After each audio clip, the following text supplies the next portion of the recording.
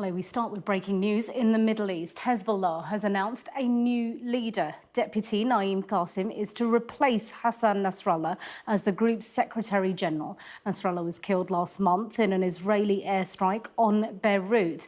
Well, our correspondent Ivor Bennett is in the Lebanese capital with the latest.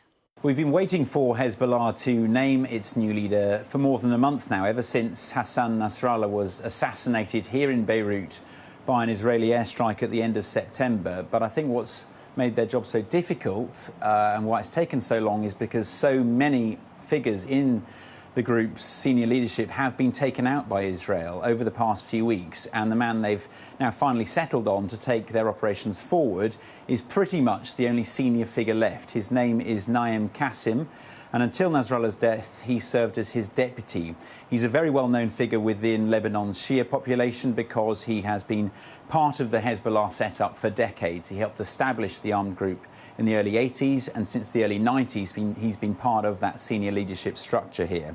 So he's very well known indeed. He's not believed to be in Lebanon any longer, though, not right now. It's thought that he's now currently in Tehran, having left Beirut on board the plane used by Iran's foreign minister when he visited Lebanon on a state visit earlier this month.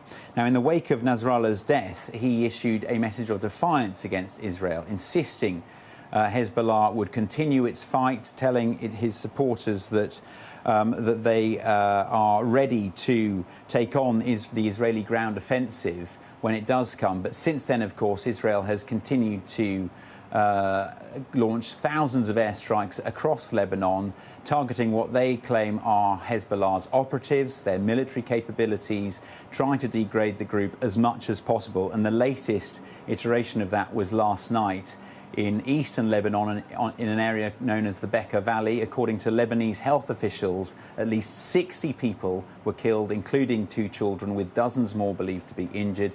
And it's feared that there are several people still trapped beneath the rubble. No comment yet, though, from the Israeli military on that latest airstrike.